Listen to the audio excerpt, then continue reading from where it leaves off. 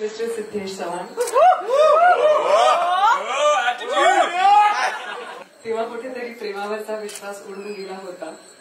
मला कधीच वाटलं नव्हतं की मी प्रेम करू शकते कोणावर इतकं. आणि तू आलास आणि माझ्या सगळ्या प्रश्नांची उत्तरं मला मिळाली.